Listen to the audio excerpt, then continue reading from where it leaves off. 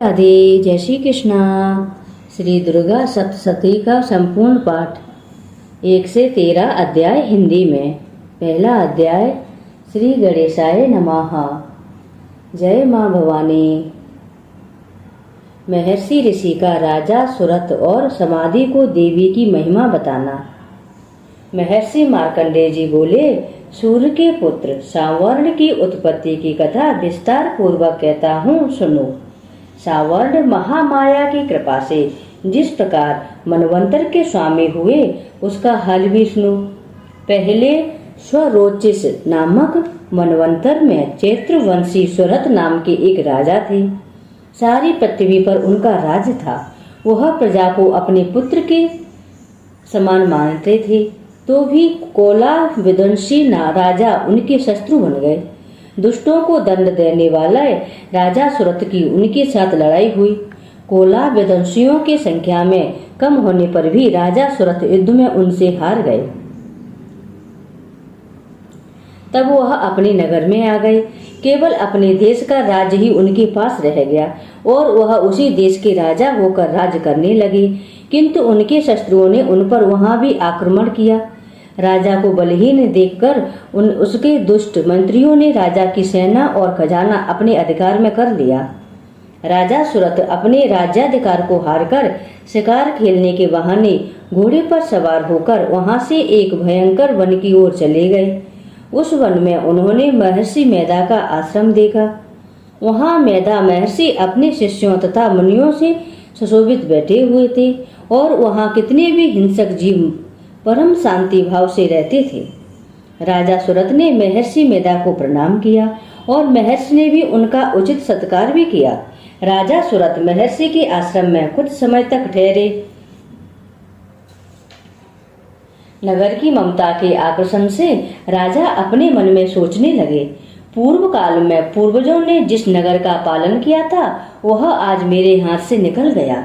मेरे दुष्ट एवं दुरात्मा मंत्री मेरे नगर की अब धर्म से रक्षा कर रहे होंगे या नहीं।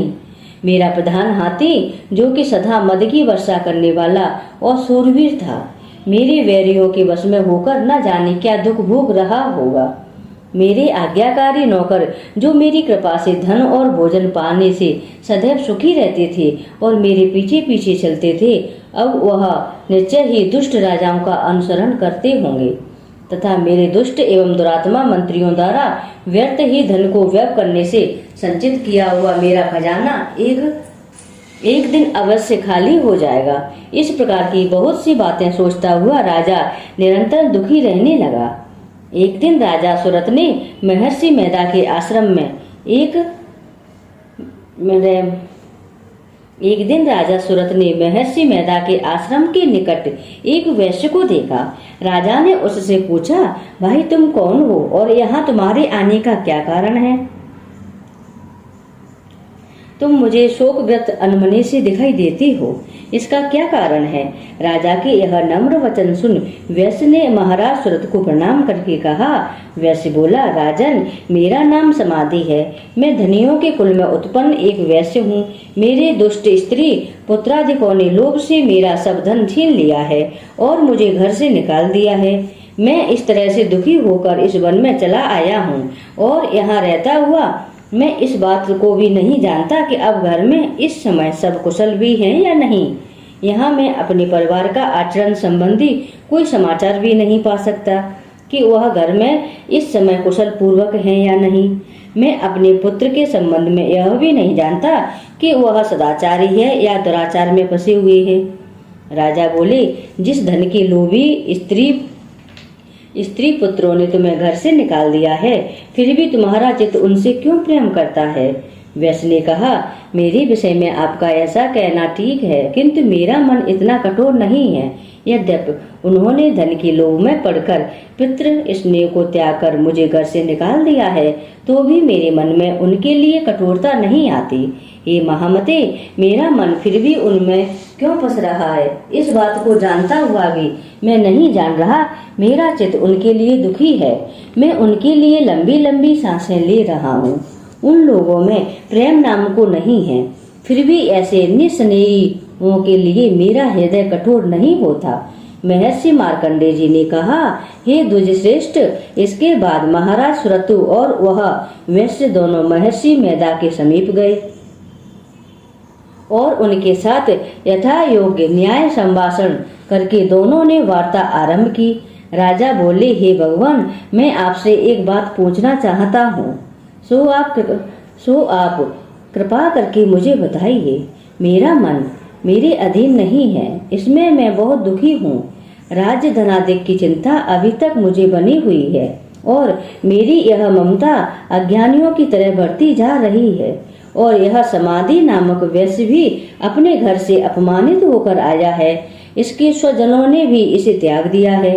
स्वजनों से त्यागा हुआ भी यह उनसे हार्दिक प्रेम रखता है। इस तरह हम दोनों ही दुखी हैं। ये महाभाग, उन लोगों के अवगुणों को देखकर भी हम दोनों के मन में उनके लिए ममता जनित आकर्षण उत्पन्न हो रहा है। हमारे ज्ञान रहते हुए भी ऐसा क्यों है? अज्ञानी मनुष्यों की तरह हम दोनों में यह मूर्खता क्यों है? महर्षि मेधा ने कहा, विषम मार्ग का ज्ञान सब जंतुओं को है। सभी के लिए विषम पृथक पृथक होते हैं। कुछ प्राणी दिन में नहीं देखते और कुछ रात को, परंतु कई जीव ऐसे हैं जो दिन तथा रात दोनों में देख सकते हैं। यह सत्य है कि मनुष्यों में ज्ञान प्रदान है, किंतु केवल मनुष्य ही ज्ञानी नहीं होता, पशु पक्षी आदि भी ज्ञान रखते हैं। जैसे यह पशु पक्षी ज्ञानी हैं, वैसे ही मनुष्यों का ज्ञान है, और जो ज्ञान मनुष्यों में है वैसे ही पशु पक्षियों में है, तथा अन्य बातें भी दोनों में एक जैसी पाई जाती हैं। ज्ञान होने पर भी इन पक्षियों की ओर देखो कि अपने भूख से पीड़ित बच्चों की चोंच में कितने प्रेम से अन्न के दाने डालते हैं। हे राजन, ऐसा ही प्रेम मनुष्यों में अपनी संतान के प्रति पाया जाता है। लोभ के कारण अपने उपकार का बदला पाने के लिए मनुष्य पुत्रों की इच्छा करते हैं और इस प्रकार मोह के गड्ढे में गिरा करते हैं। भगवान श्री हरि की जो माया है, उसी से यह संसार मोहित हो रहा है। इसमें आश्चर्य की कोई बात नहीं, क्योंकि वह भगवान विष्णु की योग निंद्रा है। यह माया ही तो है जिसके कारण संसार मोह में जकड़ा हुआ है। यही महामाया भगवती ज्ञानियों के चित्त को बलपूर्वक खींचकर मोह में डाल देती है और उसी के द्वारा संपूर्ण जगत की उत्पत्ति होती है। यही भगवती देवी प्रसन्न होकर मनुष्य को मुक्ति प्रदान करती है और यही संसार के बंधन का कारण है तथा संपूर्ण ईश्वरों की भी स्वामिनी है। महाराज सुरत ने पूछा, भगवान, वह देवी कौन सी है जिसको आप महामाया कहते हैं? हे ब्राह्मण, वह कैसे उत्पन्न हुई और उसका कार्य क्या है? उसके चरित्र कौन कौन से हैं? हे प्रभु, उसका जैसा प्रभाव हो, जैसा स्वरूप हो, वह सब ही कृपा करके मुझसे कहिए। मैं आपसे सुनना चाहता हूँ। महर्षि मेधा बोले, राजन, वह देवी तो नित्य स्वरूपा है। उसके द्वारा यह संसार रचा गया है, तब भी उसकी उत्पत्ति अनेक प्रकार से होती है। वह सब आप मुझसे सुनो। वह देवताओं का कार्य सिद्ध करने के लिए प्रकट होती है। उस समय वह उत्पन्न हुई कहलाती है। संसार को जलमय करके जब भगवान विष्णु योग निंद्रा का आश्रय लेकर शेष शैया पर सो रहे थे, तब मधुकेटव नाम के दो असुर उनके कानों के मेल से प्रकट हुए और वह श्री ब्रह्मा जी को मारने के लिए तैयार हो गए। श्री ब्रह्मा जी ने जब उन दोनों को अपनी ओर आते देखा और यह भी देखा कि भगवान विष्णु योग निंद्रा का आश्रय लेकर सो रहे हैं, तो वह उस समय से भगवान के जगाने के लिए उनके नेत्रों में निवास करने वाली योग निंद्रा की स्तुति करने लगे। श्री ब्रह्मा जी ने कहा, हे देवी, तुम ही स्वाहा, तुम ही सुधा और तुम ही वसटकार हो। स्वर भी तुम्हारा ही स्वरूप है। तुम ही जीवन देने वाली सुधा हो। नित्य अक्षर प्रणव में अकार, उकार, मकार, इन तीनों में माताओं के रूप में तुम ही स्थित हो। इनके अतिरिक्त जो बिंदुपत अर्थ मात्रा है, जिसका कि विशेष रूप से उच्चारण नहीं किया जाता है, हे देवी, वह भी तुम ही हो। हे देवी, संध्या, सावित्री तथा परम जननी तुम ही हो। तुम इस विश्व को धारण करने वाली हो। तुमने ही इस जगत की रचना की है। और तुम ही इस जगत का पालन करने वाली हो, और तुम ही कल्प के अंत में सबको भक्षण करने वाली हो। हे देवी, जगत की उत्पत्ति के समय तुम सृष्टि रूपा होती हो, पालन काल में स्थिति रूपा हो, और कल्प के अंत में संहार रूप धारण कर लेती हो। तुम ही महाविद्या, महामाया, महामेधा, महारात्रि और मोहरात्रि हो। हे श्री ईश्वरी और बोध स्वरूपा बुद्धि भी तुम ही हो। लज्जा, पुष्टि, तुष्टि, शांति और क्षमा भी तुम ही हो। तुम खड़ग धारणी, शूल धारणी, घोर रूपा तथा गदा, चक्र, शंख और धनुष के धारण करने वाली हो। बाण, भुसुंडी और परेग यह भी तुम्हारे ही अस्त्र हैं। तुम सौम्य और सौम्यतर हो। यही नहीं बल्कि जितनी भी सौम्य तथा सुंदर वस्तुएं इस संसार में हैं, उन सबसे बढ़कर भी तुम सुंदर हो। पर और अपर सबसे ऊपर रहने वाली सुंदर तुम ही हो। हे सर्वस्वरूपे देवी, जो भी सत असत पदार्थ हैं और उनमें जो शक्ति है वह तुम ही हो। ऐसी अवस्था में भला तुम्हारी स्तुति कौन कर सकता है। इस संसार की सृष्टि, पालन और संहार करने वाले जो भगवान हैं, उनको भी जब तुमने निंद्रा के वशीभूत कर दिया है, तो फिर तुम्हारी स्तुति कौन कर सकता है। मुझे भगवान विष्णु तथा भगवान शंकर को शरीर धारण कराने वाली तुम ही हो। तुम्हारी स्तुति करने को शक्ति किसमें है। हे देवी, तुम तो अपने इन उदार प्रभावों के कारण ही प्रशंसनीय हो।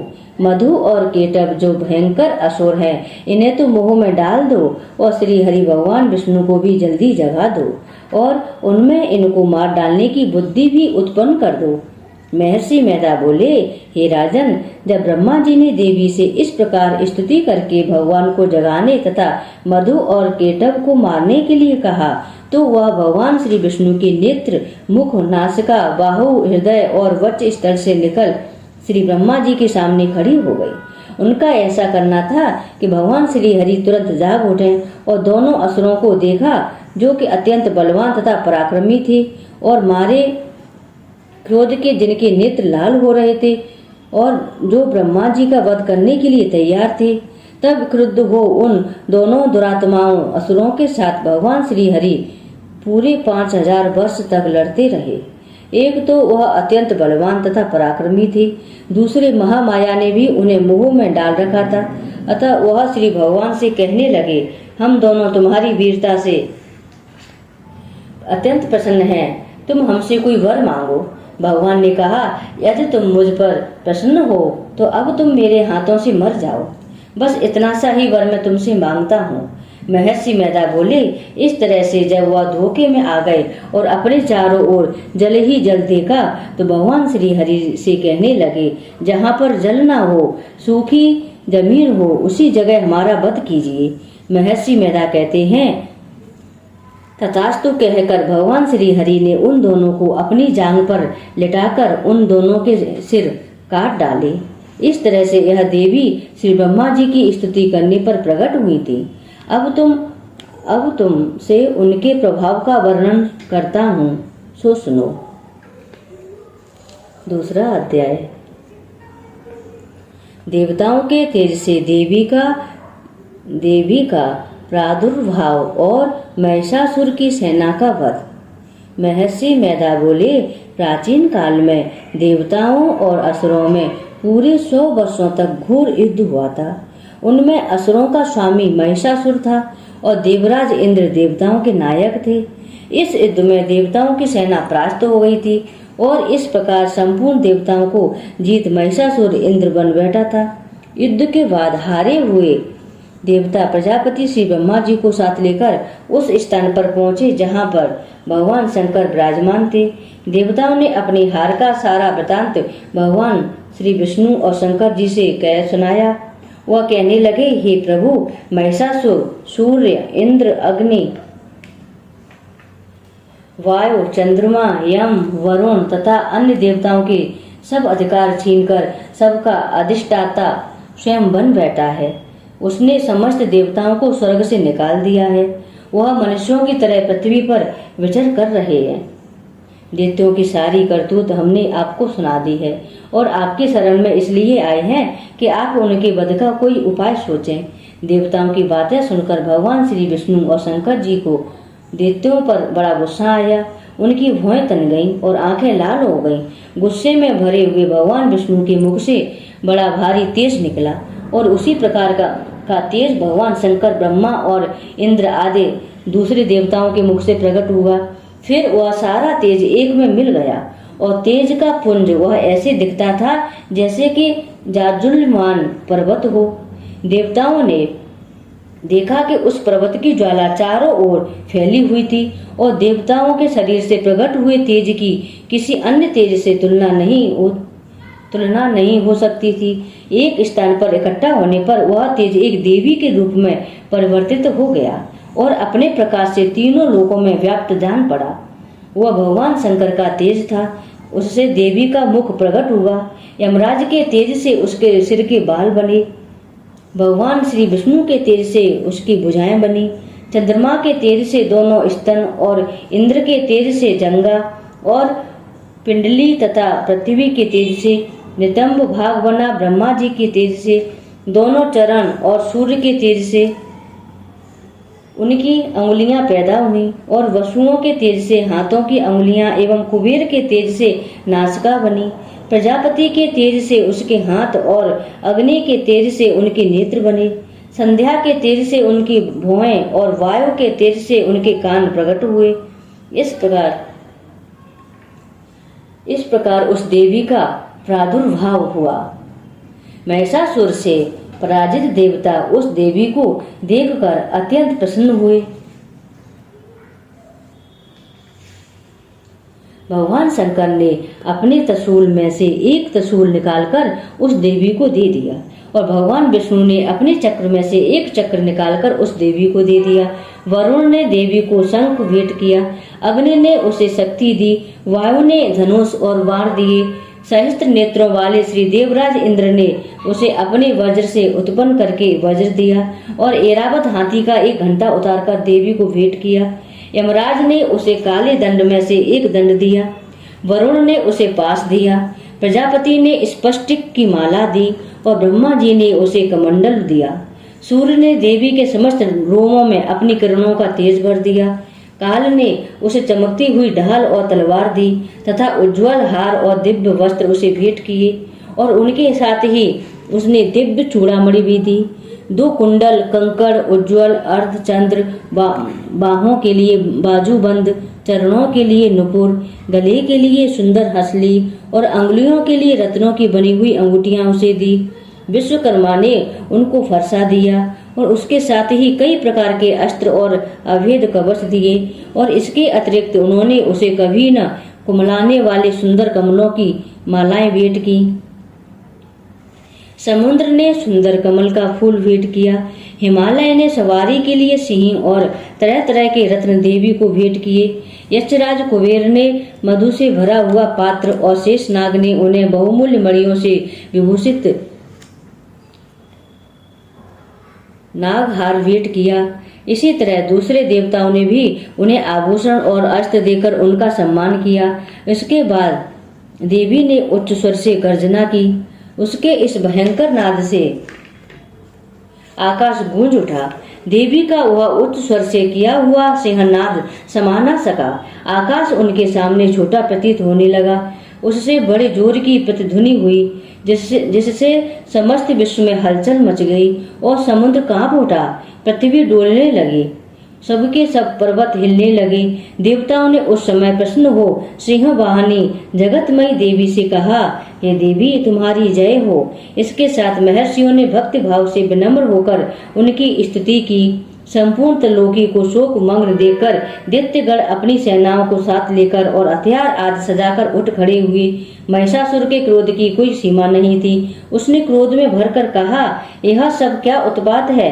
फिर वह अपनी सेना के साथ उस ओर दौड़ा जिस ओर से भयंकर नाद का शब्द सुनाई दिया था और आगे पहुंचकर उसने देवी को देखा जो कि अपनी प्रभा से तीनों लोकों को प्रकाशित कर रही थी। उसके चरणों के भार से पृथ्वी दबी जा रही थी। माथे के मुकुट से आकाश में एक रेखा सी बनी रही थी। रेखा सी बन रही थी और उसके धनुष की टंकार से सब लोग क्षुब्ध हो रहे थे। देवी अपनी शस्त्र भुजाओं को संपूर्ण दिशाओं में फैलाए खड़ी थी। इसके बाद उनका दैत्यों के साथ युद्ध छिड़ गया और कई प्रकार के अस्त्र शस्त्रों से सबकी सब दिशाएं उद्वासित होने लगी। महिषासुर की सेना का सेनापति चिच्छुर नामक एक महान असुर था। वह आगे बढ़कर देवी के साथ युद्ध करने लगा और दूसरे दैत्यों की चतुरंगनी सेना साथ लेकर चामर भी लड़ने लगा और 60,000 महारथियों को साथ लेकर उदग्र नामक महादित्य आकर युद्ध करने लगा और महाहनु नामक असुर 1 करोड़ रथियों को साथ लेकर असिलोमा नामक असुर 5 करोड़ सैनिकों के साथ युद्ध करने लगा। वास्कल नामक असुर 60 लाख असुरों के साथ युद्ध में आ डटा। बिडाल नामक असुर 1 करोड़ रथियों सहित लड़ने को तैयार था। इन सब के अतिरिक्त और भी हजारों असुर हाथी और घोड़ों को साथ लेकर लड़ने लगे। इन सब के बाद महिषासुर करोड़ों रथों, हाथियों और घोड़ों सहित वहां आकर देवी के साथ लड़ने लगा। सभी असुर तोमर, बिंदपाल, शक्ति, मूसल, खड़गों, परसों, पट्टियों के साथ रणभूमि में देवी के साथ युद्ध करने लगे। कई शक्तियां फेंकने लगे और कोई अन्य शस्त्रादि। इसके बाद सबके सब दैत्य अपनी अपनी तलवारें हाथों में लेकर देवी की ओर दौड़े और उसे मार डालने का उद्योग करने लगे। मगर देवी ने क्रोध में भरकर खेल ही खेल में उनके सब अस्त्रों शस्त्रों को काट दिया। इसके बाद ऋषियों और देवताओं ने देवी की स्तुति आरंभ कर दी और वह प्रसन्न होकर असुरों के शरीरों पर अस्त्र शस्त्रों की वर्षा करती रही। देवी का वाहन भी क्रोध में भरकर दैत्य सेना में इस प्रकार विचरने लगा जैसे कि वन में दावानल फैल रहा हो। युद्ध करती हुई देवी ने क्रोध में भर जितने श्वासों को छोड़ा वह तुरंत ही सैकड़ों हजारों गणों के रूप में परिवर्तित हो गए। फरसे, विंध्यपाल, खड़ग तथा पट्टिस इत्यादि अस्त्रों के साथ दैत्यों से युद्ध करने लगी। देवी की शक्ति से बड़े हुए वह गढ़ दैत्यों का नाश करते हुए ढोल, शंख और मृदंग आदि बजा रहे थे। तदंतर देवी ने त्रिशूल, गदा, शक्ति, खड़ग इत्यादि से सहस्त्रों अस्त्रों को मार डाला। कितनों को घंटे भी भयंकर आवाज से ही यमलोक पहुंचा दिया। कितने ही असुरों को उसने पास में बांधकर पृथ्वी पर धर घसीटा। कितनों को अपनी तलवार से टुकड़े टुकड़े कर दिए और कितनों को गदा की चोट से धरती पर सुला दिया।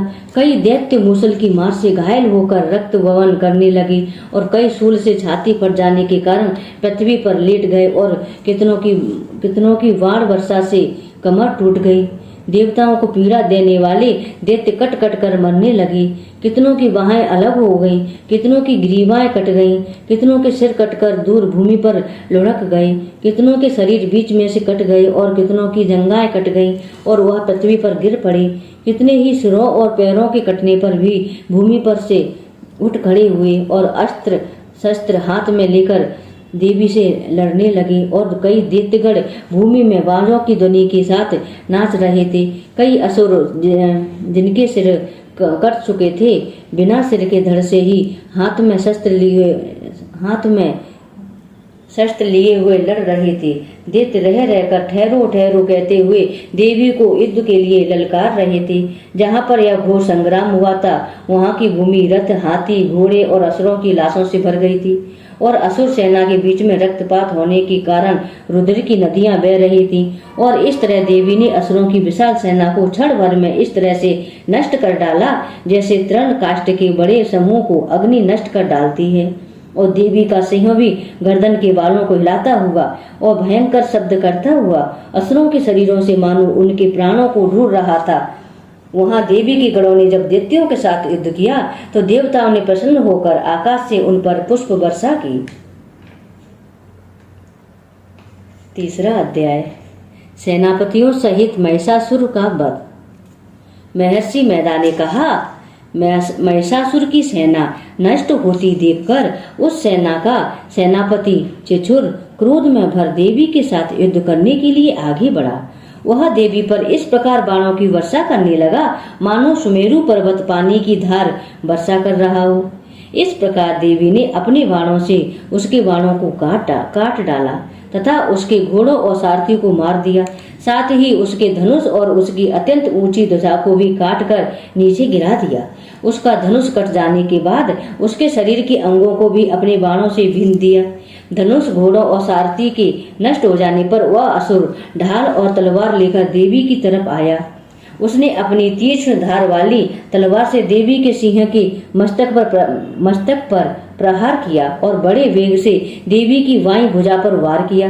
किंतु देवी की बाईं भुजा तो छूते ही उस दैत्य की तलवार टूटकर 2 टुकड़े हो गए। उससे दैत्य ने क्रोध में भरकर शूल हाथ में लिया और उसे भद्रकाली देवी की ओर फेंका। देवी की ओर आता हुआ वह शूल आकाश से गिरते हुए सूर्य के समान प्रज्वलित हो उठा। उस शूल को अपनी ओर आते हुए देखकर देवी ने भी शूल छोड़ा और महाअसुर के शूल के 100 टुकड़े कर दिए और साथ ही महाअसुर के प्राण भी हर लिए। छिछुड़ के मरने पर देवताओं को दुख देने वाला चामर नामक दैत्य हाथी पर सवार होकर देवी से लड़ने के लिए आया और उसने अपने आने के साथ ही शक्ति से प्रहार किया, किंतु देवी ने अपनी ओंकार से उसे तोड़कर पृथ्वी पर डाल दिया। शक्ति को टूटा हुआ देखकर दैत्य ने क्रोध से लाल होकर शूल को चलाया, किंतु देवी ने उसको भी काट दिया। इतने में देवी का सिंह उछलकर हाथी के मस्तक पर सवार हो गया और दैत्य के साथ बहुत ही तीव्र युद्ध करने लगा। फिर वह दोनों लड़ते हुए हाथी पर से पृथ्वी पर आ गिरे और दोनों बड़े क्रोध से लड़ने लगे। फिर सिंह बड़े जोर से आकाश की ओर उछला और जब पृथ्वी की ओर आया तो अपने पंजे से चामर का सिर धड़ से अलग कर दिया। क्रोध में भरी हुई देवी ने शिला और वृक्ष आदि की चोटों से उदग्र को भी मार दिया। कराल को दांतों, मुक्कों और थप्पड़ों से चूर्ण कर डाला। क्रुद्ध हुई देवी ने गदा के प्रहार से उद्धत दैत्य को मार गिराया। विंध्यपाल से वाष्पकल को वाणों से ताम्र तथा अंधक को मौत के घाट उतार दिया। तीनों नेत्रों वाली परमेश्वरी ने त्रिशूल से उग्रास्य, उग्रवीर और महाहनु नामक राक्षसों को मार गिराया। उसने अपनी तलवार से विडाल नामक दैत्य का सिर काट डाला तथा अपने बाणों से दुर्धर और दुर्मुख राक्षसों को यमलोक पहुंचा दिया। इस प्रकार जब महिषासुर ने देखा कि देवी ने मेरी सेना को नष्ट कर दिया है, तो वह भैंसे का रूप धारण कर देवी की गणों को दुख देने लगा। उन गणों में कितनों को उसने मुख के प्रहार से, कितनों को खुरों से, कितनों को पूंछ से, कितनों को सिंगों से, बहुतों को दौड़ने के वेग से, अनेकों सिंहनाद से, कितनों को चक्कर देकर और कितनों को श्वास वायु के झोंकों से पृथ्वी पर गिरा दिया। वह दैत्य इस प्रकार गणों की सेना को गिरा देवी के सिंहों को मारने के लिए दौड़ा। इस पर देवी को बड़ा गुस्सा आया और उधर दैत्य भी क्रोध में भरकर धरती को खुरों से खोदने लगा तथा सिंहों से पर्वतों को उखाड़ कर धरती पर फेंकने लगा और मुख से गर्जना करने लगा। महिषासुर के वेग से चक्कर देने के कारण पृथ्वी क्षुब्ध होकर फटने लगी। उसकी पूंछ से टकराकर समुद्र चारों ओर फैलने लगा। हिलते हुए सिंहों के आघात से मेघ खंड खंड हो गए और सांस से आकाश में उड़ते हुए पर्वत फटने लगे। इस तरह क्रोध में भरे हुए राक्षस को देख चंडिका को भी क्रोध आ गया और वह उसको मारने के लिए क्रोध में भर गई। देवी ने पास फेंक कर दैत्य को बांध लिया और उसने बंध जाने पर दैत्य का रूप त्याग दिया और सिंह का रूप बना लिया। ज्यों ही देवी उसका सिर काटने के लिए तैयार हुई, उसने पुरुष का रूप बना लिया जो कि हाथ में तलवार लिए हुए था। देवी ने तुरंत ही अपने बाणों के साथ उस पुरुष को उसकी तलवार ढाल सहित बींध डाला। इसके बाद वह हाथी के रूप में दिखाई देने लगा और अपनी लंबी पूंछ से देवी के सिंह को खींचने लगा और गर्जन करने लगा। देवी ने अपनी तलवार से उसकी सूंड काट डाली। तब राक्षस ने एक बार फिर भैंसे का रूप धारण कर लिया और पहले की तरह चर अचर जीवों सहित समस्त त्रिलोकी को व्याकुल करने लगा। इसके बाद क्रोध में भरी हुई देवी बारंबार उत्तम मधु का पान करने लगी और लाल लाल नेत्र करके हंसने लगी। उधर बलवीर तथा मद से क्रुद्ध हुआ दैत्य भी गरजने लगा। अपने सींगों से देवी पर पर्वतों को फेंकने लगा। देवी अपने बाणों से उसके फेंके हुए पर्वतों को चूर्ण करती हुई बोली, ओ मूढ़, जब तक मैं मदपान कर रही हूँ तब तक तू गर्ज ले, और इसके बाद मेरे हाथों तेरी मृत्यु हो जाने पर देवता गरजेंगे। महर्षि मेधा ने कहा। यूं कहकर देवी उछलकर उस दैत्य पर जा चढ़ी और उसको अपने पैर से दबाकर शूल से उसके गले पर आघात किया। देवी के पैर से दबने पर भी दैत्य अपने दूसरे रूप से अपने मुख से बाहर होने लगा। अभी वह आधा ही बाहर निकला था कि देवी ने अपने प्रभाव से उसे रोक दिया। जब वह आधा निकला हुआ ही दैत्य युद्ध करने लगा तो देवी ने अपनी तलवार से उसका सिर काट दिया। इसके बाद सारी राक्षस सेना हाहाकार करती हुई वहां से भाग खड़ी हुई और सब देवता अत्यंत प्रसन्न हुए तथा ऋषियों महर्षियों सहित देवी की स्तुति करने लगे। गंधर्व राज गान करने तथा अप्सराएं नृत्य करने लगी। चौथा अध्याय, इंद्र आदि देवताओं द्वारा देवी की स्तुति। महर्षि मेधा बोले, देवी ने जब पराक्रमी दुरात्मा महिषासुर को मार गिराया और असुरों की सेना को मार दिया, तब इंद्र आदि समस्त देवता अपने सिर तथा शरीर को झुकाकर भगवती की स्तुति करने लगे। जिस देवी ने अपनी शक्ति से यह जगत व्याप्त किया है और जो संपूर्ण देवताओं तथा महर्षियों की पूजनीय है, उस अंबिका को हम भक्ति पूर्वक नमस्कार करते हैं। वह हम सबका कल्याण करे। जिस अतुल प्रभाव और बल का वर्णन भगवान विष्णु, शंकर और ब्रह्मा जी भी नहीं कर सकते, वही चंडिका देवी इस संपूर्ण जगत का पालन करे और अशुभ भय का नाश करे। पुण्यात्माओं के घरों में तुम स्वयं लक्ष्मी रूप हो और पापियों के घरों में तुम अलक्ष्मी रूप हो और सतकुल में उत्पन्न होने वालों के लिए तुम लज्जा रूप होकर उनके घरों में निवास करती हो। हम उस दुर्गा भगवती को नमस्कार करते हैं। हे देवी, इस विश्व का पालन करो। हे देवी, हम तुम्हारे अचिंत्य रूप का किस प्रकार वर्णन करें। असुरों का नाश करने वाले भारी पराक्रम तथा समस्त देवताओं और दैत्यों के विषय में जो तुम्हारे पवित्र चरित्र हैं, उनको हम किस प्रकार वर्णन करें। हे देवी, त्रिगुणात्मा का होने पर भी तुम संपूर्ण जगत की उत्पत्ति का कारण हो। हे देवी, भगवान विष्णु, शंकर आदि किसी भी देवताओं ने तुम्हारा पार नहीं पाया। तुम सबकी आश्रय हो। यह संपूर्ण जगत तुम्हारा ही अंश रूप है, क्योंकि तुम सबकी आदिभूत प्रकृति हो। हे देवी, तुम्हारे जिस नाम के उच्चारण से संपूर्ण यज्ञों में सब देवता तृप्ति लाभ करते हैं, वह स्वाहा तुम ही हो। इसके अतिरिक्त तुम पितरों की तृप्ति का कारण हो, इसलिए सब आपको स्वधा कहते हैं। हे देवी, वह विद्या जो मोक्ष को देने वाली है, जो अचिंत्य महाज्ञान स्वरूपा है, तथ्यों के सार को वश में करने वाले, संपूर्ण दोषों को दूर करने वाले, मोक्ष की इच्छा वाले मुनिजन जिसका अभ्यास करते हैं, वह तुम ही हो। तुम वाणी रूप हो और दोष रहित ऋग तथा यजुर्वेदों की एवं उद्गीत और सुंदर पदों के पाठ वाले सामवेद का आश्रय रूप हो। तुम भगवती हो। इस विश्व की उत्पत्ति एवं पालन के लिए तुम वार्ता के रूप में प्रकट हुई हो और तुम संपूर्ण संसार की पीड़ा हरने वाली हो। हे देवी, जिससे सारे शास्त्रों को जाना जाता है, वह मेधा शक्ति तुम ही हो और दुर्गम भवसागर से पार करने वाली नौका भी तुम ही हो। लक्ष्मी रूप से विष्णु भगवान के हृदय में निवास करने वाली और भगवान महादेव द्वारा सम्मानित गौरी देवी तुम ही हो।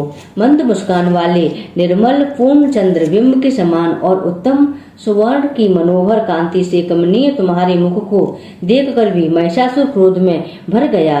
यह बड़ी आश्चर्य की बात है। और हे देवी, तुम्हारा यही मुख जब क्रोध से भर गया तो उदय काल के चंद्रमा की भांति लाल हो गया और तनी हुई भौहों के कारण विकराल रूप हो गया। उसे देखकर भी महिषासुर के शीघ्र प्राण नहीं निकल गए। यह बड़ी आश्चर्य की बात है। आपके कुपित मुख के दर्शन करके भला कौन जीवित रह सकता है। हे देवी, तुम हमारे कल्याण के लिए प्रसन्न हो। आपके प्रसन्न होने से इस जगत का अभ्युदय होता है और जब आप क्रुद्ध हो जाती हो तो कितने ही कुलों का सर्वनाश हो जाता है।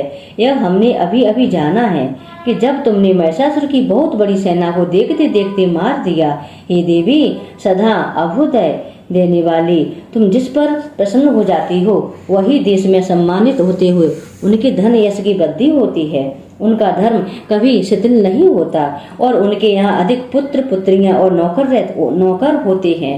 हे देवी, तुम्हारी कृपा से ही धर्मात्मा पुरुष प्रतिदिन श्रद्धा पूर्वक यज्ञ करता है और धर्मानुकूल आचरण करता है और उसके प्रभाव से स्वर्ग लोक में जाता है, क्योंकि तुम तीनों लोकों में मनवांछित फल देने वाली हो। हे माँ दुर्गे, तुम स्मरण करने पर संपूर्ण जीवों के भय नष्ट कर देती हो और स्थिर चित्त वालों के द्वारा चिंतन करने पर उन्हें अत्यंत मंगल देती हो। हे दारिद्र दुख नाशनी देवी, तुम्हारे सिवा दूसरा कौन है? तुम्हारा चित्त सदा दूसरों के उपकार में लगा रहता है। हे देवी, तुम शत्रुओं को इसलिए मारती हो कि उनके मारने से दूसरों को सुख मिलता है। वह चाहे नरक में जाने के लिए चिरकाल तक पाप करते रहे हों, किंतु तुम्हारे साथ युद्ध करके सीधे स्वर्ग को जाएं, इसलिए तुम उनका वध करती हो। हे देवी, क्या तुम दृष्टिपात मात्र से समस्त असुरों को भस्म नहीं कर सकती? अवश्य ही कर सकती हो, किंतु तुम्हारा शस्त्रों को शास्त्रों के द्वारा मानना इसलिए है कि शास्त्रों के द्वारा मरकर भी स्वर्ग को जावे। इस तरह से हे देवी, उन शस्त्रों के प्रति भी तुम्हारा विचार उत्तम है। हे देवी, तुम्हारे उग्र खड़ग की चमक से और त्रिशूल की नोक की कांति की किरणों से असुरों की आंखें फूट नहीं गईं। उसका कारण यह था कि वे किरणों से शोभायमान तुम्हारे चंद्रमा के समान आनंद प्रदान करने वाले सुंदर मुख को देख रहे थे। हे देवी, तुम्हारा शील बुरे वृतांत को दूर करने वाला है और सबसे अधिक तुम्हारा रूप है, जो न तो कभी चिंतन में आ सकता है और न जिसकी दूसरों से कभी तुलना हो सकती है। तुम्हारा बल व पराक्रम शत्रुओं का नाश करने वाला है। इस तरह मनुष्य, तुमने शत्रुओं पर भी दया प्रकट की है। हे देवी, तुम्हारे बल की किसके साथ बराबरी की जा सकती है तथा शत्रुओं को भय देने वाला इतना सुंदर रूप भी और किसका है? हृदय में कृपा और युद्ध में निष्ठुरता, यह दोनों बातें तीनों लोकों में केवल तुम्ही में देखने में आई हैं। हे माता, युद्ध भूमि में शत्रुओं को मारकर तुमने उन्हें स्वर्ग लोक में पहुंचाया। इस तरह तीनों लोकों को तुमने रक्षा की है तथा उन उन्मत्त असुरों से जो हमें भय तथा उसको भी तुमने दूर किया है। तुमको हमारा नमस्कार है। हे देवी, तुम सूर तथा खड्ग से हमारी रक्षा करो तथा घंटे की ध्वनि और धनुष की टंकारों से भी हमारी रक्षा करो। हे चंडिके, आप अपने शूल को घुमाकर पूर्व पश्चिम उत्तर तथा दक्षिण दिशा में हमारी रक्षा करो। तीनों लोकों में जो तुम्हारे सौम्य रूप है तथा घोर रूप है, उनसे हमारी रक्षा करो तथा इस पृथ्वी की रक्षा करो। हे अंबिके, आपके कर पल्लवों में जो खड्ग शूल और गदा आदि शस्त्र शोभा पा रहे हैं, उनसे हमारी रक्षा करो। महर्षि बोले, इस प्रकार जब सब देवताओं ने जगत माता के भगवती की स्तुति की और नंदन वन के पुष्पों तथा गंध अनुलेपनों द्वारा उनका पूजन किया और फिर सबने मिलकर जब सुगंधित और दिव्य धूपों द्वारा उनको सुगंध निवेदन किया, तब देवी ने प्रसन्न होकर कहा, हे देवता हो, तुम सब मुझसे मन वांछित भर मांगो।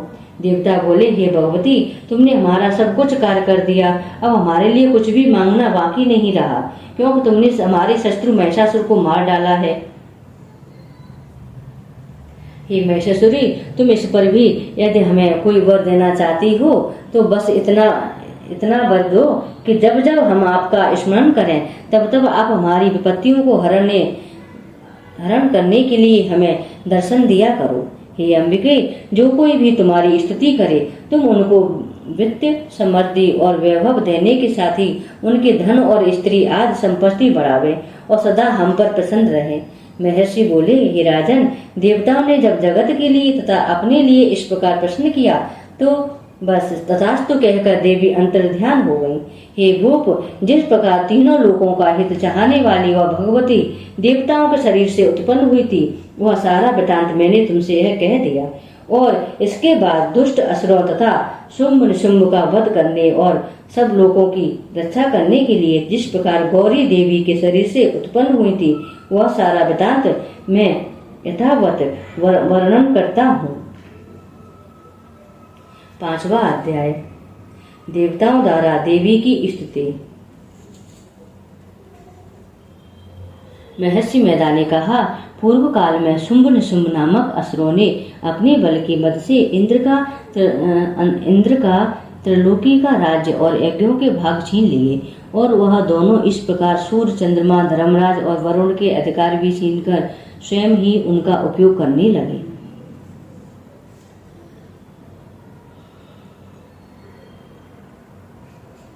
वायु और अग्नि का कार्य भी वही करने लगे, और इसके बाद उन्होंने जिन देवताओं का राज्य छीनना था उनको अपने अपने स्थान से निकाल दिया।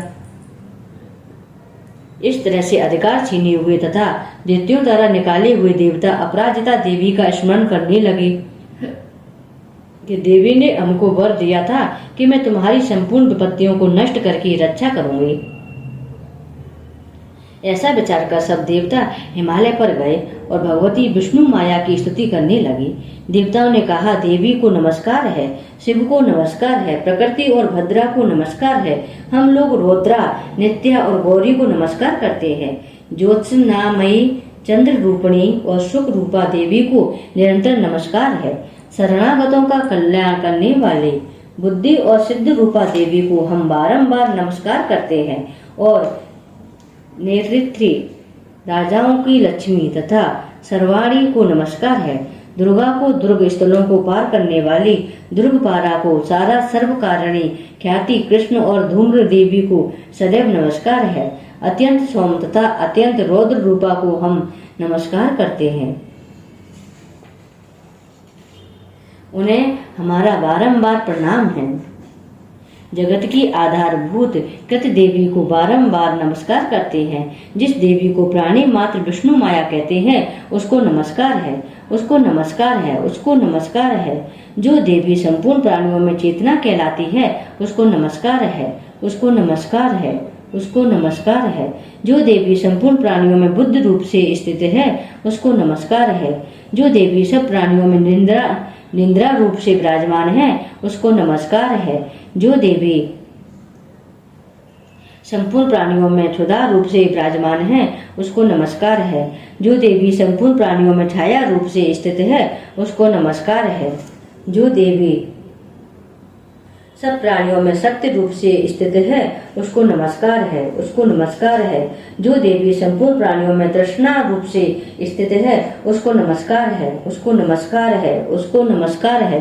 जो देवी सब प्राणियों में शांत रूप से स्थित है उसको नमस्कार है, उसको नमस्कार है, उसको नमस्कार है। जो देवी सब प्राणियों में जात रूप से स्थित है उसको नमस्कार है।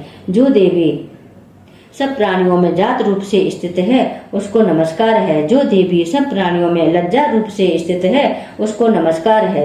जो देवी सब प्राणियों में श्रद्धा रूप से स्थित है उसको नमस्कार है। जो देवी संपूर्ण प्राणियों में कांति रूप से स्थित है, जो देवी सब प्राणियों में लक्ष्मी रूप से स्थित है उसको नमस्कार है, उसको नमस्कार है। जो देवी संपूर्ण प्राणियों में वृत्ति रूप से स्थित है उसको नमस्कार है, उसको नमस्कार है। जो देवी सब प्राणियों में स्मर्त रूप से विराजमान है उसको नमस्कार है, जो उसको नमस्कार है। जो देवी सब प्राणियों में दया रूप से स्थित है उसको नमस्कार है, उसको नमस्कार है।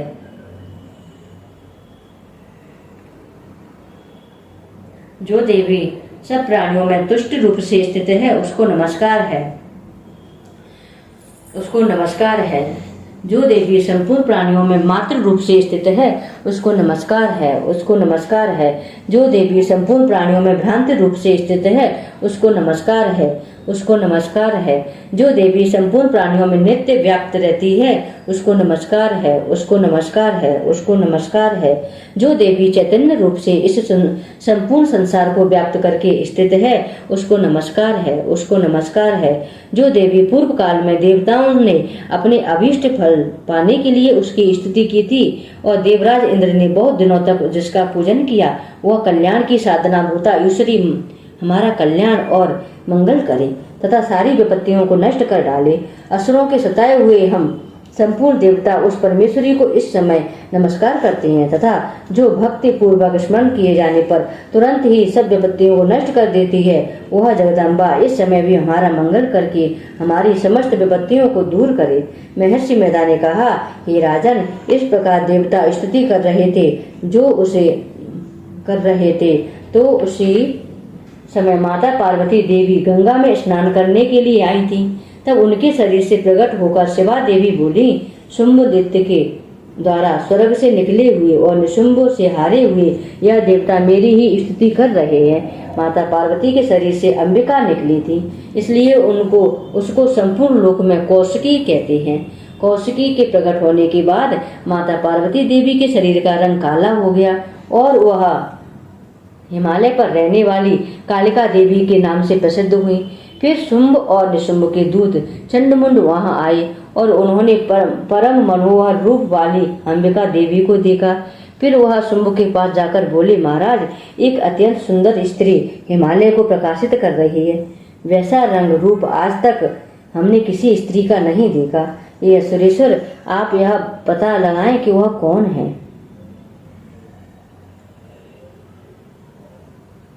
और उसको ग्रहण कर लें। वह स्त्री स्त्रियों में रत्न है। वह अपनी कांति से दसों दिशाओं को प्रकाशित करती हुई वहां स्थित है, इसलिए आपको उसका देखना उचित है। हे प्रभु, तीनों लोगों के हाथी, घोड़े और मणि इत्यादि जितने रत्न हैं वह सब इस समय आपके घर में शोभायमान है। हाथियों में रत्न रूप ऐरावत हाथी और उच्चैश्रवा नामक घोड़ा से आप इंद्र से ले आए हैं। हंसों द्वारा जुता हुआ विमान जो कि ब्रह्मा जी के पास था अब भी आपके पास है, और यह महापद्म नामक खजाना आपने कुबेर से छीना है। समुद्र ने आपको सदा खिले हुए फूलों की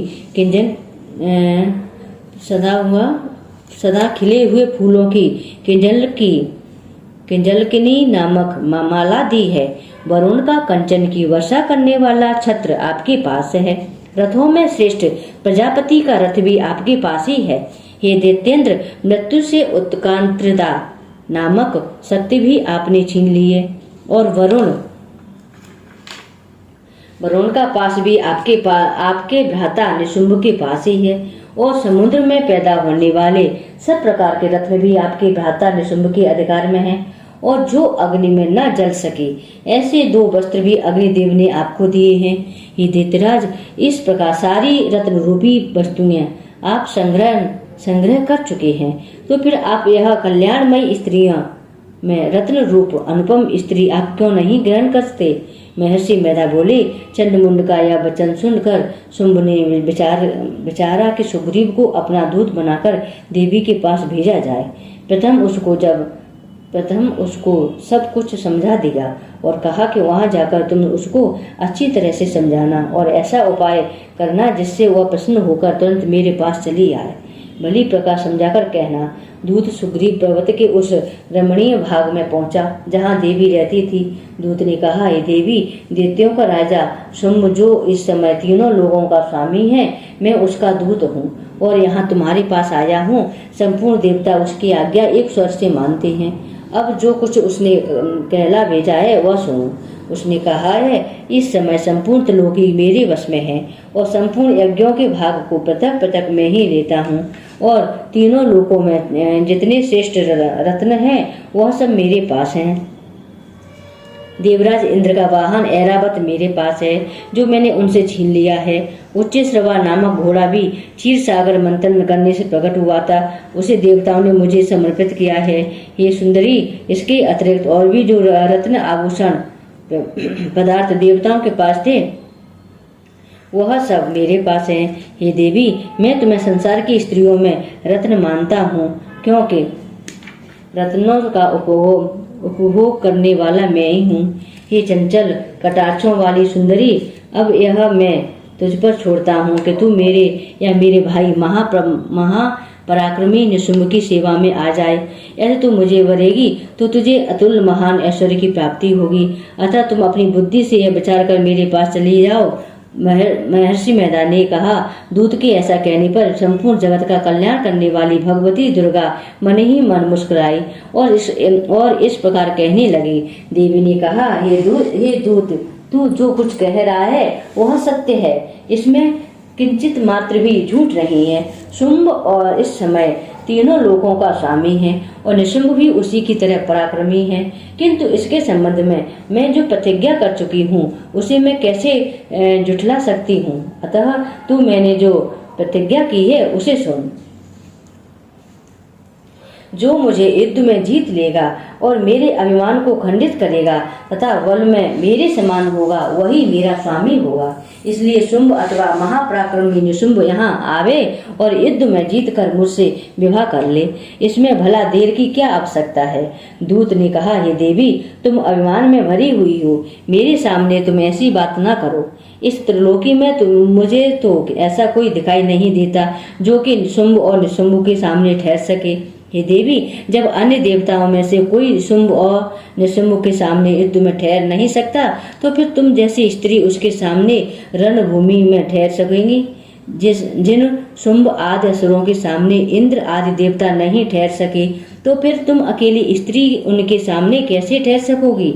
अतः तुम मेरा कहना मानकर उनके पास चले जाओ, नहीं तो जब वह तुम्हें केस पकड़कर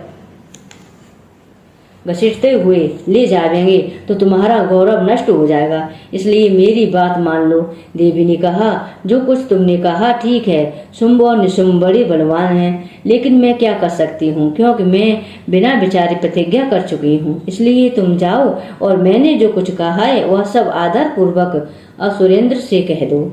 इसके बाद वह उचित समझे वह करे। छठा अध्याय। महर्षि मैदा ने कहा, देवी की बात सुनकर दूत क्रोध में भरा हुआ वहां से असुरेंद्र के पास पहुंचा और सारा वृतांत उसे कह सुनाया। दूत की बात सुन असुरेंद्र के क्रोध का पारावार न रहा और उसने अपने सेनापति धूम्रलोचन से कहा, धूम्रलोचन, तुम अपनी सेना सहित शीघ्र वहां जाओ और उस दुष्टा के केशों को पकड़कर उसे घसीटते हुए यहाँ ले आओ। यदि उसकी रक्षा के लिए कोई दूसरा खड़ा हो, चाहे वह देवता, यक्ष अथवा गंधर्व ही क्यों न हो, उसको तुम अवश्य मार डालना। महर्षि मैदा ने कहा, शुंभ के इस प्रकार आज्ञा देने पर धूम्रलोचन 60,000 राक्षसों की सेना को लेकर वहां पहुंचा और देवी को देखकर ललकार कर कहने लगा, अरे तू अभी शुंभ और निशुंभ के पास चल।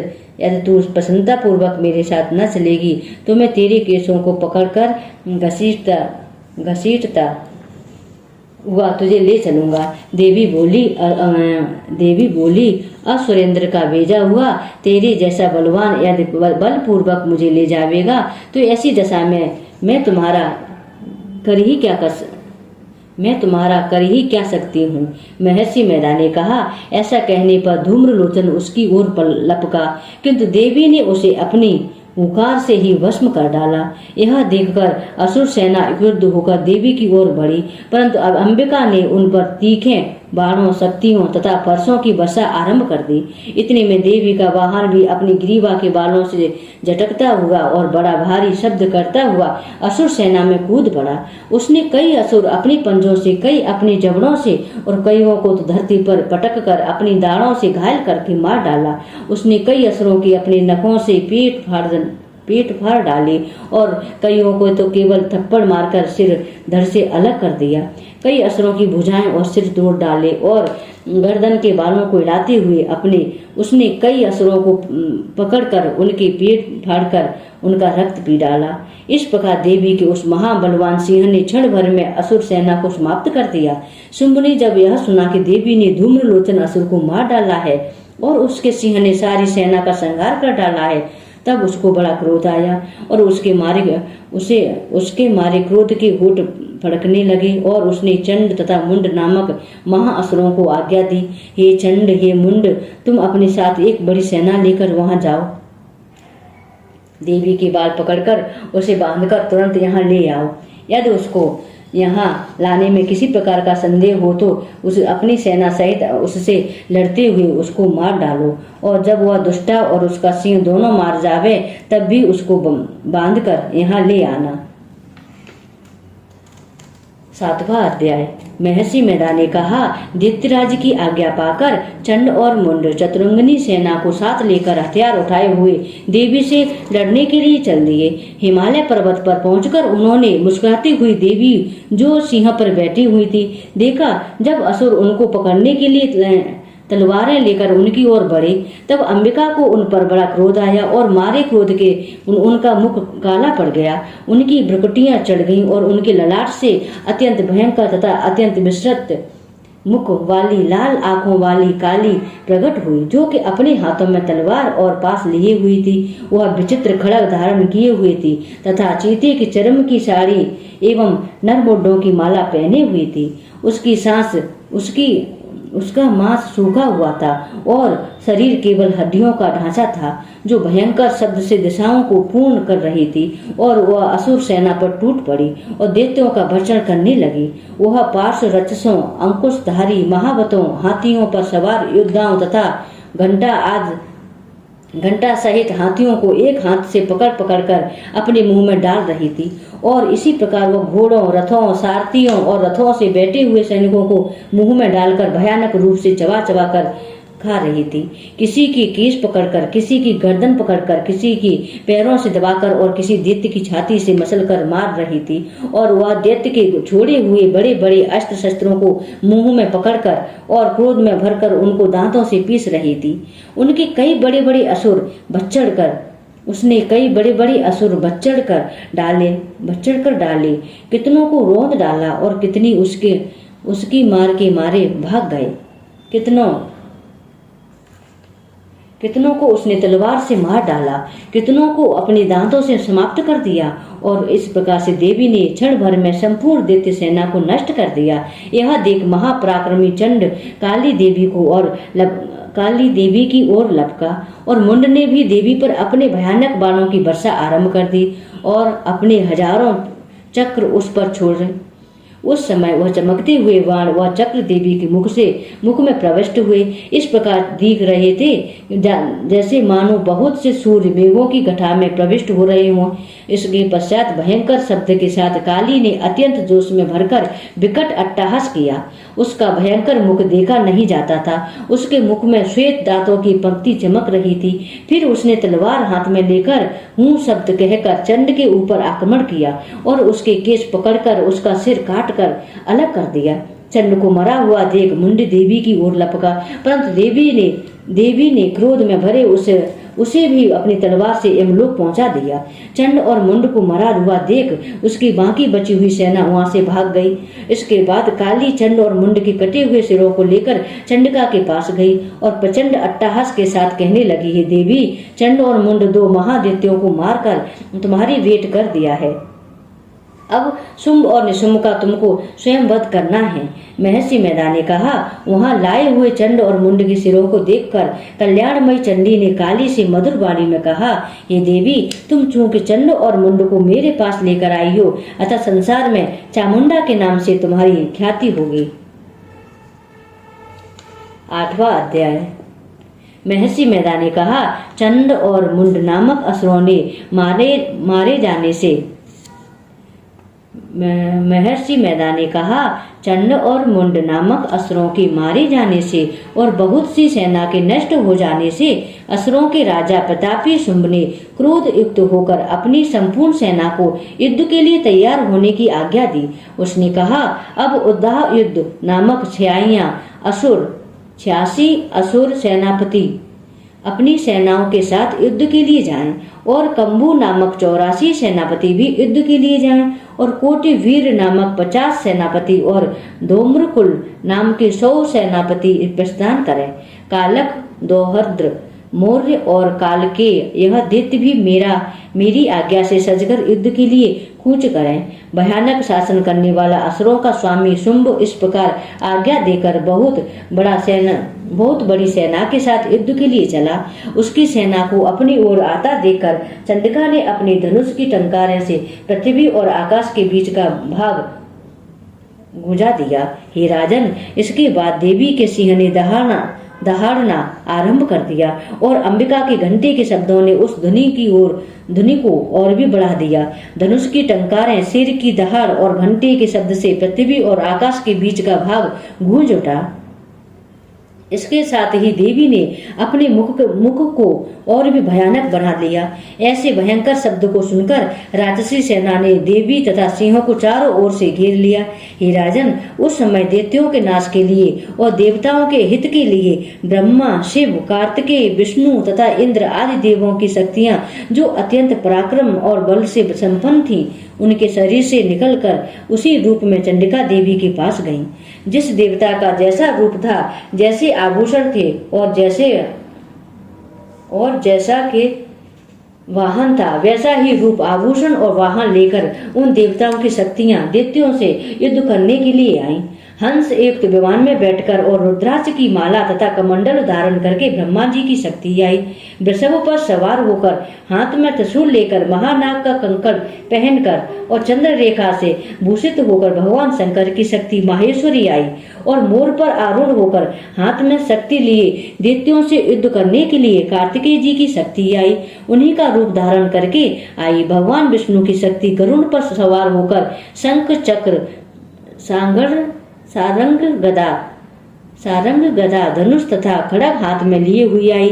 श्री हरि की शक्ति वाराह का शरीर धारण करके आई और नरसिंह के समान शरीर धारण करके उनकी शक्ति नरसिंह भी आई।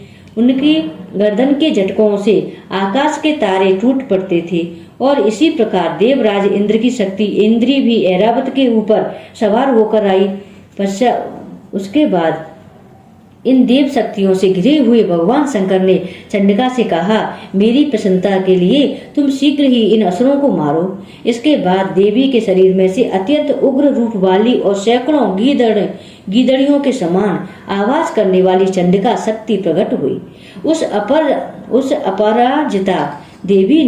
उस अपराजिता देवी ने धूमिल जटा वाले भगवान श्री शंकर जी से कहा, हे प्रभु, आप मेरी ओर से दूत बनकर शुंभ और निशुंभ के पास जाइए और उन अत्यंत गर्वीले दैत्यों से कहिए तथा उनके अतिरिक्त और भी जो दैत्य वहां युद्ध के लिए उपस्थित हों, उनसे भी कहिए, जो तुम्हें अपने जीवित रहने के लिए की इच्छा हो तो त्रिलोकी का राज्य इंद्र को दे दें। देवताओं को उनका यज्ञ भाग मिलना आरंभ हो जाए और तुम पाताल को लौट जाओ। किंतु यदि बल के गर्भ से तुम्हारी लड़ने की इच्छा हो तो फिर भी आ जाओ। तुम्हारे मांस से मेरी योगिनियां तृप्त होंगी। क्योंकि उस देवी ने भगवान शंकर को दूत के कार्य में नियुक्त किया था, इसलिए वह संसार में शिवदूती के नाम से विख्यात हुई। भगवान शंकर से देवी का संदेश पाकर उन दैत्यों के क्रोध का कोई आर पार न रहा और जिस स्थान पर देवी विराजमान थी वहां पहुंचे और जाने के साथ वह उस पर बाणों और शक्तियों की वर्षा करने लगे। देवी ने उसके फेंके हुए बाणों, शक्तियों, त्रिशूल और परसों को अपने बाणों में काट डाला और काली देवी उस देवी के साथ आगे खड़ी होकर शत्रुओं को त्रिशूल से विदीर्ण करने लगी और खटभाग से कुचलने लगी।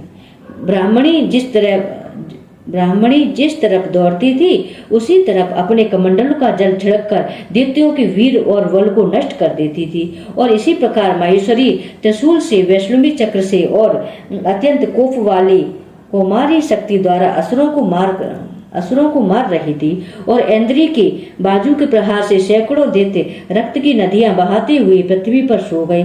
वाराही ने कितने भी राक्षसों को अपनी तूतन द्वारा मृत्यु के घाट उतार दिया। दाढ़ों के अग्रभाग से निकले कितने ही राक्षसों की छाती को चीर डाला और चक्र ही चोट से कितनों की विदीर्ण करके धरती पर डाल दिया। बड़े बड़े राक्षसों को नारसिंह अपने नखों से विदीर्ण करके भक्षण कर रही थी और सिंहनाद से चारों दिशाओं को गुजाती हुई रणभूमि में विचर रही थी। शिवदूती के प्रचंड अट्टहास से कितने ही दैत्य भयभीत होकर पृथ्वी पर गिर पड़े और उनके गिरते ही वह उनको भक्षण कर गई। इस तरह क्रोध में भरे हुए मात्र गणों द्वारा नाना प्रकार के उपायों से बड़े बड़े असुरों को मरते हुए देखकर राक्षसी सेना भाग खड़ी हुई और उनको इस प्रकार भागता देखकर रक्तबीज नामक महापराक्रमी राक्षस क्रोध में भरकर युद्ध के लिए आगे बढ़ा। उसके शरीर से रक्त की बूंदें पृथ्वी पर जैसे ही गिरती थी, तुरंत वैसे ही शरीर वाला तथा वैसा ही बलवान दैत्य पृथ्वी से उत्पन्न हो जाता था। रक्तबीज गदा हाथ में लेकर इंद्री के साथ युद्ध करने लगा। जब इंद्री शक्ति ने अपने वज्र से उसको मारा तो घायल होने के कारण उसके शरीर से बहुत सा रक्त बहने लगा और उसकी प्रत्येक बूंद से उसके समान ही बलवान तथा महापराक्रमी अनेकों दैत्य भयंकर रूप से प्रकट हो गए। वह सबके सब दैत्य बीज के समान ही बलवान तेज वाले थे। वह भी भयंकर अस्त्र शस्त्र लेकर देवियों के साथ लड़ने लगे। तब इंद्री के वज्र प्रहार से उसके मस्तक पर चोट लगी और रक्त बहने लगा तो उसमें से हजारों वीर असुर उत्पन्न हो गए। वैष्णवी ने चक्र से और इंद्री ने गदा से रक्त बीज को चोट पहुंचाई और वैष्णवी के चक्र से घायल होने पर उसके शरीर से जो रक्त बहा उससे हजारों महाअसुर उत्पन्न हुए, जिसके द्वारा यह संपूर्ण जगत व्याप्त हो गया। कुमारी ने शक्ति से, वाराही ने खड्ग से और माहेश्वरी ने त्रिशूल से उसको घायल किया। इस प्रकार क्रोध में भरकर उस महादैत्य ने सब मात्र शक्तियों पर पृथक पृथक गदा से प्रहार किया और माताओं ने शक्ति तथा शूल इत्यादि से उसको जो बार बार घायल किया उससे सैकड़ों महादैत्य उत्पन्न हुए और इस प्रकार उस रक्त बीज के रुधिर से उत्पन्न हुए असुरों से संपूर्ण जगत व्याप्त हो गया, जिससे देवताओं को भय हुआ। देवताओं को भयभीत देखकर चंडिका ने काली से कहा, हे चामुंडे, अपने मुख को बड़ा करो और मेरे शस्त्रघात से उत्पन्न हुए रक्त बिंदुओं तथा रक्त बिंदुओं से उत्पन्न हुए महाअसुरों को तुम अपने इस मुख में भक्षण करती जाओ। इस प्रकार रक्त बिंदुओं को उत्पन्न हुए महादैत्यों को भक्षण करती हुई तुम रणभूमि में विचरो। इस प्रकार रक्त क्षीण होने से यह दैत्य नष्ट हो जाएगा। तुम्हारे भक्षण करने के कारण अन्य दैत्य उत्पन्न नहीं होंगे। काली से इस प्रकार कहकर चंडिका देवी ने रक्त बीज पर अपने त्रिशूल से प्रहार किया और काली देवी ने अपने मुख में उसका रक्त ले लिया। तब उसने गदा से चंडिका पर प्रहार किया। प्रहार से चंडिका को तनिक भी कष्ट न हुआ, किंतु रक्त बीज के शरीर से बहुत सा रक्त बहने लगा। लेकिन उसके गिरने के साथ ही काली ने उसको अपने मुख में ले लिया। काली के मुख में उस रक्त से जो असुर उत्पन्न हुए उनको उसने भक्षण कर लिया और रक्त को पीती गई। तदंतर देवी ने रक्त बीज को जिसका के खून काली ने पिया था, चंडिका ने उस दैत्य को वज्र, बाण, खड्ग तथा रिष्टि इत्यादि से मार डाला। हे राजन, अनेक प्रकार के शास्त्रों से मारा हुआ और खून से वंचित वह महादैत्य रक्त बीज पृथ्वी पर गिर पड़ा। हे राजन, उसके गिरने से देवता अत्यंत प्रसन्न हुए और माताएं उन असुरों का रक्त पीने के बाद उद्यत होकर नृत्य करने लगी। 9वां अध्याय। राजा ने कहा, हे ऋषिराज, आपने रक्त बीज के वध से संबंध रखने वाला वृतांत मुझे सुनाया। अब मैं रक्त बीज के मरने के बाद क्रोध में भरे हुए शुंभ और निशुंभ ने जो कर्म किया वह सुनना चाहता हूँ। महर्षि मैदा ने कहा, रक्त बीज के मारे जाने पर शुंभ और निशुंभ को बड़ा क्रोध आया और अपनी बहुत बड़ी सेना का इस प्रकार सर्वनाश होते देखकर निशुंभ देवी पर आक्रमण करने के लिए दौड़ा। उसके साथ बहुत से बड़े बड़े असुर देवी को मारने के लिए वास्ते दौड़े और महापराक्रमी शुंभ अपनी सेना सहित चंडिका को मारने के लिए बढ़ा। फिर शुंभ और निशुंभ का देवी से घोर युद्ध होने लगा। वह दोनों असुर इस प्रकार देवी पर बाण फेंकने लगे जैसे मेघों से वर्षा हो रही हो। उन दोनों के चलाए हुए बाणों को देवी ने अपने बाणों से काट डाला और अपने शस्त्रों की वर्षा से उन दोनों दैत्यों को चोट पहुंचाई। निशुंभ ने तीक्ष्ण तलवार और चमकती हुई ढाल लेकर देवी के सिंह पर आक्रमण किया। अपने वाहन को चोट पहुंची हुई देखकर देवी ने अपने छुरप्प नामक बाण से निशुंभ की तलवार और ढाल दोनों ही काट डाला। तलवार और ढाल कट जाने पर निशुंभ ने देवी पर शक्ति से प्रहार किया। देवी ने अपने चक्र से उसके 2 टुकड़े कर दिए। फिर क्या था, दैत्य मारे क्रोध के जल भुन गया और उसने देवी को मारने के लिए उसकी ओर शूल फेंका, किंतु देवी ने अपने मुक्के से उसको चूर चूर कर डाला। फिर उसने देवी पर गदा से प्रहार किया। देवी ने त्रिशूल से गदा को भस्म कर डाला। इसके बाद वह बर्छा हाथ में लेकर देवी की ओर लपका। देवी ने अपने तीखे बाणों से उसे धरती पर सुला दिया। अपने पराक्रमी भाई निशुंभ के इस प्रकार से मरने पर शुंभ क्रोध में भरकर देवी को मारने के लिए दौड़ा। वह रथ में बैठा हुआ उत्तम आयुधों से सुशोभित अपनी 8 बड़ी बड़ी भुजाओं से सारे आकाश को ढके हुए था। शुंभ को आते हुए देखकर देवी ने अपना शंख बजाया और धनुष की टंकोर का भी अत्यंत दूसरा शब्द किया।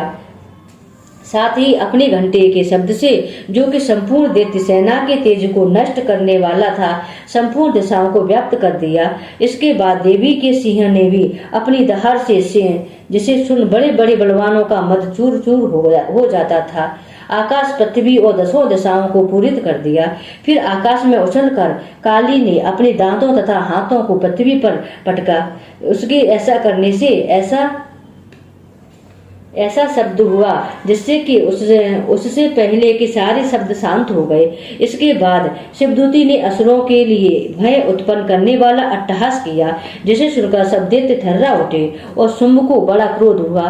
फिर अंबिका ने उसे अरे दुष्ट खड़ा रह कहे तो आकाश से सभी देवता जय हो बोल उठे। शुंभ ने वहां आकर ज्वालाओं से युक्त एक अत्यंत भयंकर शक्ति छोड़ी, जिसे आते देखकर देवी ने अपनी महुल का नामक शक्ति से काट डाला। हे राजन, फिर शुंभ के सिंहनाद से तीनों लोक व्याप्त हो गए और उसकी प्रतिध्वनि से ऐसा घोर शब्द हुआ जिसने इससे पहले के सब शब्दों को जीत लिया। शुंभ के छोड़े बाणों को देवी ने और देवी के छोड़े बाणों को शुंभ ने अपने बाणों को काट सैकड़ों और हजारों टुकड़ों में परिवर्तित कर दिए। इसके बाद जब चंडिका ने क्रोध में भर शुंभ को त्रिशूल से मारा तो वह मूर्छित होकर पृथ्वी पर गिर पड़ा। जब उसकी मूर्छा दूर हुई तो वह धनुष लेकर आया और अपने बाणों से उसने देवी काली तथा सिंह को घायल कर दिया। फिर उस राक्षस ने 10,000 भुजाएं धारण करके चक्र आदि आयुधों से देवी को आच्छादित कर दिया। तब भगवती दुर्गा ने कुपित होकर अपने बाणों से उन चक्रों तथा बाणों को काट डाला। यह देखकर निशुंभ हाथ में गदा लेकर चंडिका को मारने के लिए दौड़ा। उसके आते ही देवी ने तीक्ष्ण धार वाले खड़ग से उसकी गदा को काट डाला। उसने फिर त्रिशूल हाथ में ले लिया। देवताओं को दुखी करने वाले निशुंभ को त्रिशूल हाथ में लिए हुए आता देखकर चंडिका ने अपने शूल से उसकी छाती पर प्रहार किया और उसकी छाती को चीर डाला। शूल विदीर्ण हो जाने पर उसकी छाती में से एक उस जैसा ही महापराक्रमी दैत्य ठहर जा कहता हुआ निकला। उसको देखकर देवी ने बड़ी जोर से ठहाका लगाया। अभी वह निकल भी न पाया था कि उसका सिर अपनी तलवार से काट डाला। सिर के कटने के बाद साथ ही वह पृथ्वी पर गिर पड़ा। तदंतर सिंह दहाड़ कर असुरों का भक्षण करने लगा और काली शिवदूती भी राक्षसों का रक्त पीने लगी। कुमारी की शक्ति से कितने ही महादैत्य नष्ट हो गए। ब्रह्मा जी के कमंडल के जल से कितने ही असुर समाप्त हो गए। कई दैत्य माहेश्वरी के त्रिशूल से विदीर्ण होकर पृथ्वी पर गिर पड़े और कई वाराही के प्रहारों से छिन्न भिन्न होकर धराशायी हो गए। वैष्णवी ने भी अपने चक्र से बड़े बड़े महापराक्रमियों का कचूमर निकालकर उन्हें यमलोक भेज दिया और इंद्री ने कितने ही महाबली राक्षस टुकड़े टुकड़े हो गए। कई दैत्य मारे गए, कई भाग गए, कितने ही काली शिवदूती और सिंह ने भक्षण कर लिए। 10वां अध्याय। महर्षि मैदा ने कहा, हे राजन, अपने प्यारे भाई को मरा हुआ तथा सेना को नष्ट हुई देखकर क्रोध में भरकर दैत्यराज शुंभ कहने लगा, दुष्ट दुर्गे, तू अहंकार से गर्व मत कर, क्योंकि तू दूसरों के बल पर लड़ रही है। देवी ने कहा, हे दुष्ट, देख मैं तो अकेली हूँ, इस संसार में मेरे सिवा दूसरा कौन है? यह सब मेरी शक्तियां हैं। देख, यह सब की सब मुझ में प्रविष्ट हो रही हैं। इसके बाद ब्राह्मणी आदि सब देवियां उस देवी के शरीर में लीन हो गईं और देवी अकेली रह गई। तब देवी ने कहा, मैं अपनी ऐश्वर्य शक्ति से अनेक रूपों में यहाँ उपस्थित हुई थी, उन सब रूपों को मैंने समेट लिया है। अब अकेली ही यहाँ खड़ी हूँ, तुम भी यही ठहरो। महर्षि मेधा ने कहा, तब देवताओं तथा राक्षसों को देखते देखते देवी तथा शुंभ में भयंकर युद्ध होने लगा। अंबिका देवी ने सैकड़ों अस्त्र शस्त्र छोड़े। उधर दैत्यराज ने भी भयंकर अस्त्रों का प्रहार आरंभ कर दिया। देवी के छोड़े हुए सैकड़ों अस्त्रों और देवी के छोड़े हुए सैकड़ों अस्त्रों को दैत्य ने अपने अस्त्रों द्वारा काट डाला। इसी प्रकार शुंभ ने जो अस्त्र छोड़े उनको देवी ने अपने भयंकर ओंकार के द्वारा काट डाला। दैत्य ने जब सैकड़ों बार छोड़कर देवी को ढक दिया तो क्रोध में भरकर देवी ने अपने बाणों से उसका धनुष नष्ट कर डाला। धनुष कट जाने पर दैत्येंद्र ने शक्ति चलाई, लेकिन देवी ने उसे भी काट कर फेंक दिया। फिर दैत्येंद्र चमकती हुई ढाल लेकर देवी की ओर दौड़ा, किंतु जब वह देवी के समीप पहुंचा तो देवी ने अपने तीक्ष्ण बाणों से उसकी चमकने वाली ढाल को भी काट डाला। फिर दैत्येंद्र का घोड़ा मर गया तथा रथ टूट गया, सारथी मारा गया। तब वह भयंकर मुदगर लेकर देवी पर आक्रमण करने के लिए चला, किंतु देवी ने अपने तीक्ष्ण बाणों से उसके मुदगर को भी काट डाला।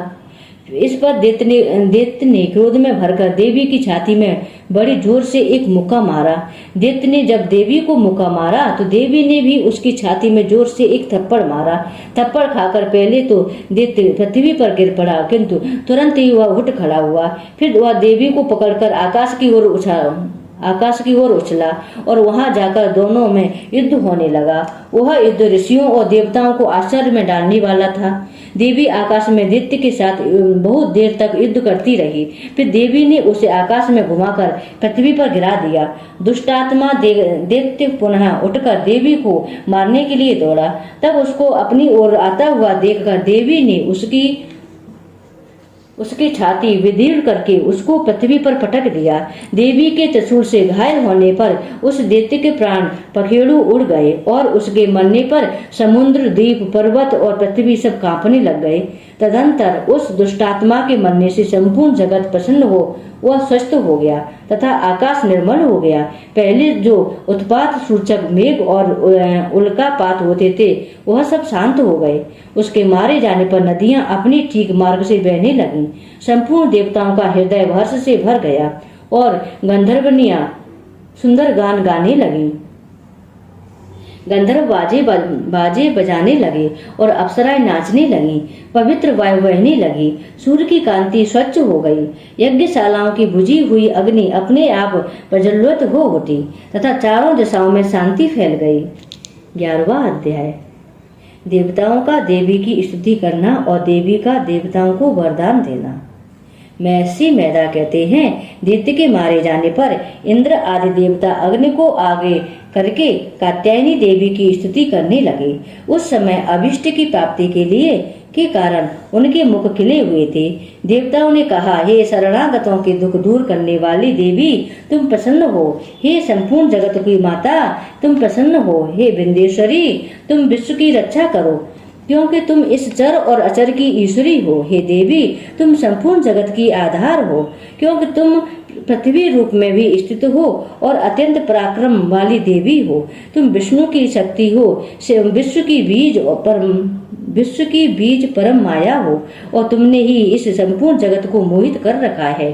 तुम्हारे प्रसन्न होने पर यह पृथ्वी मुझ को प्राप्त होती है। हे देवी, संपूर्ण विद्याएं तुम्हारे ही भिन्न भिन्न स्वरूप हैं।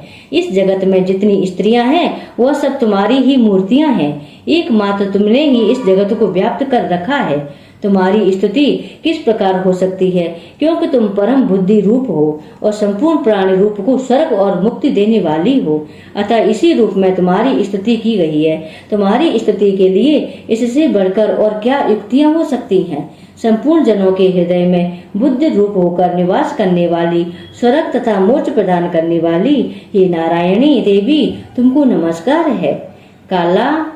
कला काष्ठा आदि रूप से अवस्थाओं को परिवर्तन की ओर ले जाने वाली तथा प्राणियों का अंत करने वाली नारायणी, तुमको नमस्कार है। हे नारायणी, संपूर्ण मंगलों के मंगल रूप वाली, हे शिवे, हे संपूर्ण प्रयोजनों को सिद्ध करने वाली, हे शरणागत वत्सला, 3 नेत्रों वाली गौरी, तुमको नमस्कार है। सृष्टि, स्थिति तथा संहार की शक्ति भूता सनातनी देवी, गुणों का आधार तथा सर्व सुखमयी नारायणी तुमको नमस्कार है। हे शरण में आए हुए शरणागतों की, दीन दुखियों की रक्षा में तत्पर, संपूर्ण पीड़ाओं के हरने वाली हे नारायणी तुमको नमस्कार है। हे नारायणी, तुम ब्राह्मणी का रूप धारण करने वाली, हंसों से जुते हुए विमान पर बैठती हो तथा कुछ से अभिमंत्रित जल छिड़कती रहती हो, तुम्हें नमस्कार है। हे माहेश्वरी, रूप से त्रिशूल, चंद्रमा और सर्पों को धारण करने वाली, हे महावृषभ वाहन वाली नारायणी तुम्हें नमस्कार है। मोरों तथा कुकुंटों से घिरी रहने वाली, महाशक्ति को धारण करने वाली, कौमारी रूप धारणी निष्पाप नारायणी तुम्हें नमस्कार है। हे शंख चक्र गदा और सारंग धनुष रूप आयुधों को धारण करने वाली वैष्णवी शक्ति नारायणी तुम हम पर प्रसन्न हो, तुम्हें नमस्कार है। हे दांतों पर पृथ्वी धारण करने वाली वाराह रूपणी कल्याणमयी नारायणी तुम्हें नमस्कार है। हे उग्र नरसिंह रूप से दैत्यों को मारने वाली, त्रिभुवन की रक्षा में संलग्न रहने वाली नारायणी तुम्हें नमस्कार है। हे मस्तक पर किरीट और हाथ में महावज्र धारण करने वाली, शस्त्र के नेत्रों के कारण उज्ज्वल वृत्रासुर के प्राण हरने वाली इंद्र शक्ति हे नारायणी तुम्हें नमस्कार है। हे शिवदूती स्वरूप से दैत्यों के महान को नष्ट करने वाली, हे घोर रूप वाली, हे महाशब्द वाली हे नारायणी तुम्हें नमस्कार है। दानों के कारण विकराल मुख वाली, मुंडमाला से विभूषित मुंड मर्दनी चामुंडा रूपा नारायणी तुम्हें नमस्कार है। हे लक्ष्मी, लज्जा, महाविद्या, श्रद्धा, पुष्टि, सुधा, ध्रुवा, महारात्रि तथा महाविद्या रूपा नारायणी तुम्हें नमस्कार है। हे मेधा, सरस्वती, सर्वोत्कृष्ट ऐश्वर्य रूपिणी पार्वती, महाकाली, नियत्ता तथा ईश्वर रूपिणी नारायणी तुम्हें नमस्कार है। हे सर्वस्व रूपिणी सर्वेश्वरी, सर्वशक्ति युक्त देवी, हमारी भय से रक्षा करो, तुम्हें नमस्कार है।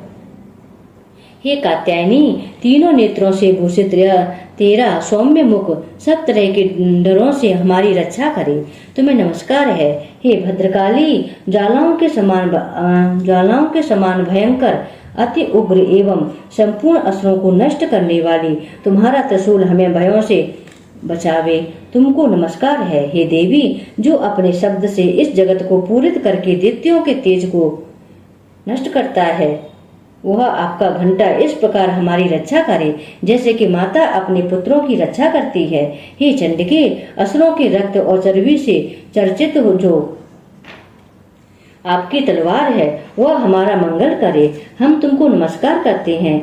हे देवी, तुम जब प्रसन्न होती हो तो संपूर्ण रोगों को नष्ट कर देती हो, और जब रुष्ट हो जाती हो तो संपूर्ण वांछित मनोकामनाओं को नष्ट कर देती हो। और जो मनुष्य तुम्हारी शरण में जाते हैं उन पर कभी विपत्ति नहीं आती, बल्कि तुम्हारी शरण में गए हुए मनुष्य दूसरों को आश्रय देने योग्य हो जाते हैं। अनेक रूपों से बहुत प्रकार की मूर्तियों को धारण करके इन धर्मद्रोही असुरों को तुमने संहार किया है, वह तुम्हारी सिवा और कौन कर सकता था। 14 विद्या हैं, 6 शास्त्र और 4 वेद तुम्हारे ही प्रकाश से प्रकाशित हैं, उनमें तुम्हारा ही वर्णन है। और जहाँ राक्षस, विषैली सर्प, शत्रुगण और वहाँ विषैले और समुद्र के बीच में जो भी तुम्हारे साथ रहकर इस विश्व की रक्षा करती हो, और तुम्हारे ही 14 विद्या हैं, 6 शास्त्र और 4 वेद तुम्हारे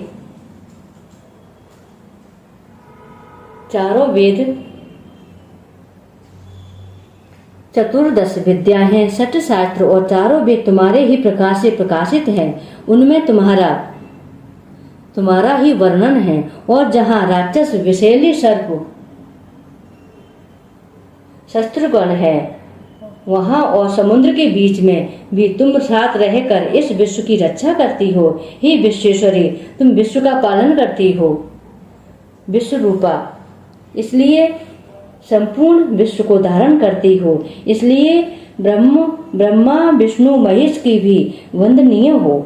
जो भक्ति पूर्वक तुमको नमस्कार करते हैं, जो भक्त पूर्वक तुमको नमस्कार करते हैं, वह विश्व को आश्रय देने वाले बन जाते हैं। जो भक्ति पूर्वक तुमको नमस्कार करते हैं, वह विश्व को आश्रय देने वाले बन जाते हैं। हे देवी, तुम प्रसन्न हो और असुरों को मारकर जिस प्रकार हमारी रक्षा की है, ऐसे ही हमारे शत्रुओं से सदा हमारी रक्षा करती रहो। संपूर्ण जगत के पाप नष्ट कर दो और पापों तथा उनके फल स्वरूप होने वाली महामारी आदि बड़े बड़े उपद्रवों को शीघ्र ही दूर कर दो। उपद्रवों को दूर कर दो। विश्व की पीड़ा को हरने वाली देवी, शरण में पड़े हुए पर प्रसन्न हो। त्रिलोक निवासियों की पूजनीय परमेश्वरी, हम लोगों को वरदान दो। देवी ने कहा, हे देवताओं, मैं तुमको वर देने के लिए तैयार हूँ। आपकी जैसी इच्छा हो वैसा वर मांग लो, मैं तुमको दूंगी। देवताओं ने कहा, हे सर्वेश्वरी, त्रिलोकी के निवासियों की समस्त पीड़ाओं को तुम इस प्रकार हरती रहो और हमारे शत्रुओं को इस प्रकार नष्ट करती रहो। देवी ने कहा, वैवस्वत मनवंतर के 28वें युग में 2 और महाअसुर शुंभ और निशुंभ उत्पन्न होंगे। उस समय मैं नंद गोप के घर से यशोदा के गर्भ से उत्पन्न होकर विंध्याचल पर्वत पर शुंभ और निशुंभ का संहार करूंगी। फिर अत्यंत भयंकर रूप से पृथ्वी पर अवतीर्ण होकर मैं विप्रचित नामक दानवों का नाश करूंगी। उन भयंकर महाअसुरों को भक्षण करते समय मेरे दांत अनार के पुष्प के समान लाल होंगे। इसके बाद स्वर्ग में देवता और पृथ्वी पर मनुष्य मेरी स्तुति करते हुए मुझे रक्त दंतिका कहेंगे। फिर जब 100 वर्षों तक वर्षा न होगी तो मैं ऋषियों की स्तुति करने पर आयो निज नाम से प्रकट होंगी और अपने 100 नेत्रों से ऋषियों की ओर देखूंगी। अतः मनुष्य शताक्षी नाम से मेरा कीर्तन करेंगे। उसी समय मैं अपने शरीर से उत्पन्न हुए प्राणों की रक्षा करने वाले शाखों द्वारा सब प्राणियों का पालन करूंगी और तब तक पृथ्वी पर शांख भरी के नाम से विख्यात होंगी। और इसी अवतार में मैं दुर्ग नामक महाअसुर का वध करूंगी और इससे मैं दुर्गा देवी के नाम से प्रसिद्ध होंगी। इसके बाद जब मैं भयानक रूप धारण करके हिमालय निवासी ऋषियों की रक्षा करूंगी, तब भीमा देवी के नाम से मेरी ख्याति होगी। और जब फिर अरुण नामक असुर तीनों लोकों को पीड़ित करेगा, तब मैं असंख्य भ्रमणों का रूप धारण करके उस महादित्य का वध करूंगी। तब स्वर्ग में देवता और मृत्युलोक में मनुष्य मेरी स्तुति करते हुए मुझे ब्राह्मणी नाम से पुकारेंगे। इस प्रकार जब जब पृथ्वी राक्षसों से पीड़ित होगी, तब तब मैं अवतरित होकर शत्रुओं का नाश करूंगी। 12वां अध्याय। देवी बोली, हे देवताओं, जो पुरुष इन स्तोत्रों द्वारा एकाग्रचित होकर मेरी स्तुति करेगा, उसके संपूर्ण कष्टों को मैं निसंदेह हर लूंगी। मधुकेटव के नाश, महिषासुर के वध और शुंभ तथा निशुंभ के वध की जो मनुष्य कथा कहेंगे, मेरे महात्म को अष्टमी, चतुर्दशी व नवमी के दिन एकाग्रचित से भक्ति पूर्वक सुनेंगे, उनको कभी कोई पाप न रहेगा। पाप से उत्पन्न हुई विपत्ति को उनको न सताएगी। उनके घर में दरिद्रता न होगी और न उनको प्रियजनों का विछोह भी होगा। उनको किसी प्रकार का भय न होगा। इसलिए प्रत्येक मनुष्य को भक्ति पूर्वक मेरे इस कल्याणकारक महात्म को सदा पढ़ना और सुनना चाहिए। मेरा यह मातम महामारी से उत्पन्न हुए संपूर्ण उपद्रवों को एवं 3 प्रकार के उत्पातों को शांत कर देता है। जिस घर व मंदिर में या जिस स्थान पर मेरा यह स्तोत्र विधि पूर्वक पढ़ा जाता है, उस स्थान का मैं कभी भी त्याग नहीं करती और वहाँ सदा ही मेरा निवास रहता है। बलिदान, पूजा, होम तथा महोत्सवों में मेरा यह चरित्र उच्चारण करना तथा सुनना चाहिए। ऐसा हवन या पूजन मनुष्य चाहे जानकर या बिना जाने करे मैं उससे तुरंत ग्रहण कर लेती हूँ। और शरद काल में प्रत्येक वर्ष जो महापूजा की जाती है उनमें मनुष्य भक्ति पूर्वक मेरा यह मातम सुनकर सब विपत्तियों से छूट जाता है और धन धान्य तथा पुत्र आदि से संपन्न हो जाता है। और मेरे इस महात्म और कथाओं इत्यादि को सुनकर मनुष्य युद्ध में निर्भय हो जाता है और महात्म के श्रवण करने वालों के शत्रु नष्ट हो जाते हैं तथा कल्याण की प्राप्ति होती है और उनका कुल आनंदित हो जाता है।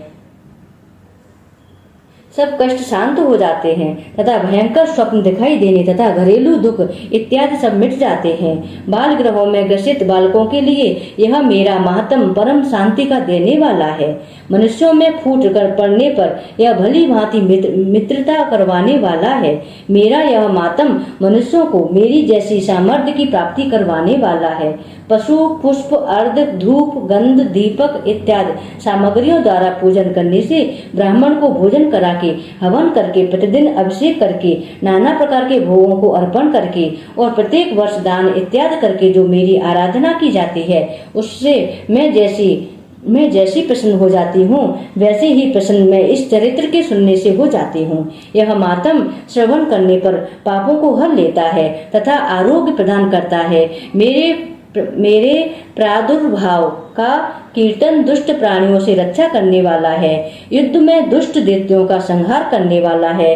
इसके सुनने से मनुष्य को शत्रुओं का भय नहीं रहता। हे देवताओं, तुमने जो स्तुति की है अथवा ब्रह्मा जी ने जो मेरी स्तुति की है वह मनुष्यों को कल्याणमयी व बुद्धि प्रदान करने वाली है। वन में सुने मार्ग में अथवा दावानल से घिर जाने पर वन में चारों ओर से घिरा हुआ या शस्त्रुओं द्वारा पकड़ा हुआ, जंगल में सिंहों से व्याघ्रों से जंगली हाथियों द्वारा पीछा किया हुआ, राजा के क्रुद्ध हो जाने पर मारे जाने पर, भय से समुद्र में नाव के डगमगाने पर, भयंकर युद्ध में फंसा होने पर, किसी भी प्रकार की पीड़ा से पीड़ित, घोर बाधाओं से दुखी हुआ मनुष्य मेरे इस चरित्र को स्मरण करने से संकट से मुक्त हो जाता है। मेरे प्रभाव से सिंह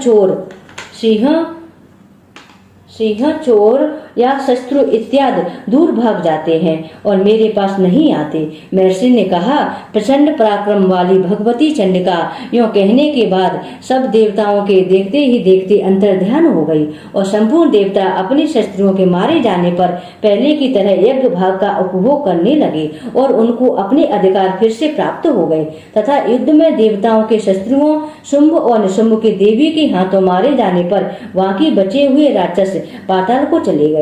हे राजन, इस प्रकार भगवती अंबिका नित्य होती हुई भी बार बार प्रकट होकर इस जगत का पालन करती है। इसको मोहित कहते हैं। इसको मोहित करती है, जन्म देती है और प्रार्थना करने पर समृद्धि प्रदान करती है।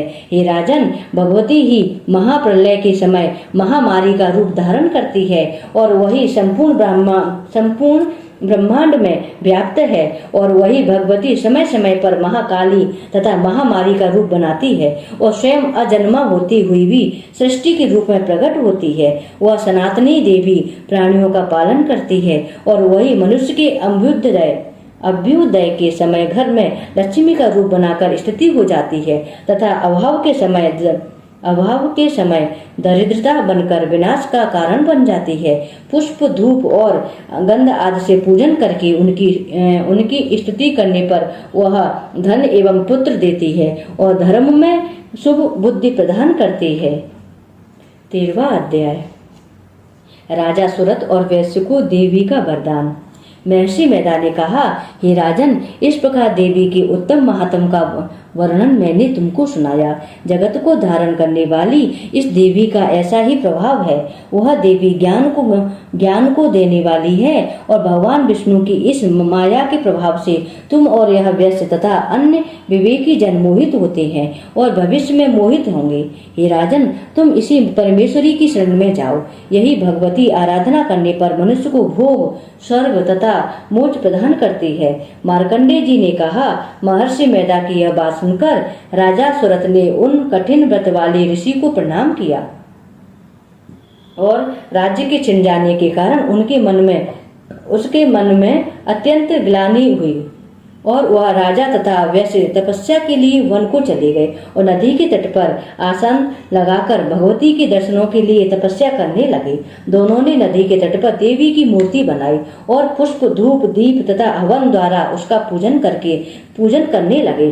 पहले उन्होंने आहार को कम कर दिया, फिर बिल्कुल निराहार रहकर भगवती में मन लगाकर एकाग्रता पूर्वक उसकी आराधना करने लगे। वह दोनों अपने शरीर के रक्त से देवी को बलि देते हुए 3 वर्ष तक लगातार भगवती की आराधना करते रहे। 3 वर्ष के बाद जगत का पालन करने वाली चंडिका ने उनको प्रत्यक्ष दर्शन दिए। देवी बोली, हे राजन तथा अपने कुल को प्रसन्न करने वाले वैश्य, तुम जिस वर की इच्छा रखते हो वह मुझसे मांगो, वह वर मैं तुमको दूंगी, क्योंकि मैं तुम पर अत्यंत प्रसन्न हूँ। मार्कंडेय जी कहते हैं, यह सुन राजा ने अगले जन्म में नष्ट न होने वाला अखंड राज्य और इस जन्म में बलपूर्वक अपने शस्त्रों को नष्ट करने के बाद अपना पुनः राज्य प्राप्त करने के लिए भगवती से वरदान मांगा। और वैश्य ने भी, जिसका चित्त संसार की ओर से विरक्त हो चुका था, अतः भगवती ने अपनी ममता तथा अहंकार रूप आसक्ति को नष्ट कर देने वाले ज्ञान को देने के लिए कहा। देवी ने कहा, हे राजन, तुम शीघ्र ही अपने शस्त्रों को मारकर पुनः अपना राज्य प्राप्त कर लोगे। तुम्हारा राज्य स्थिर रहने वाला होगा। फिर मृत्यु के बाद आप सूर्यदेव के अंश से जन्म लेकर सावणिक मनु के नाम से इस पृथ्वी पर ख्याति को प्राप्त होंगे।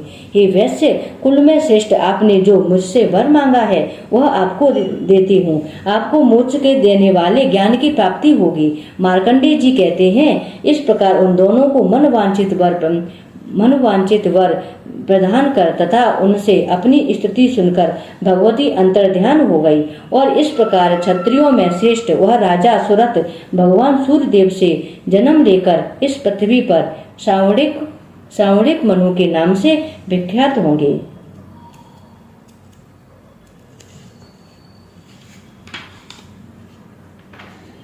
बोलिए जगदम्बे माँ भवानी की जय, जगत जननी माँ पार्वती की जय, नव दुर्गा मैया की जय, माँ खान वाली की जय। माँ दुर्गा से क्षमा याचना।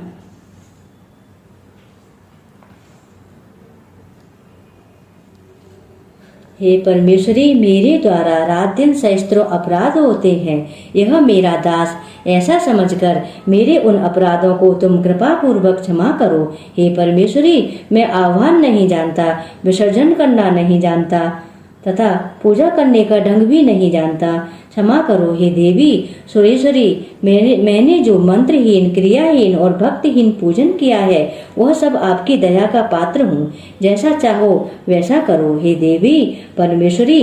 अज्ञान से, भूल से अथवा बुद्धि भ्रांत होने के कारण मैंने जो न्यूनतमा या अधिकता कर दी हो वह सब क्षमा करो और प्रसन्न हो। सच्चिदानंद स्वरूपा परमेश्वरी, हे जगत माता कामेश्वरी, तुम प्रेम पूर्वक मेरी यह पूजा स्वीकार करो और मुझ पर प्रसन्न रहो। बोलिए दुर्गे माँ की जय, जगत जननी माँ पार्वती की जय, माँ खान वाली की जय, श्री हरि नारायण की जय, महाकाली माता की जय।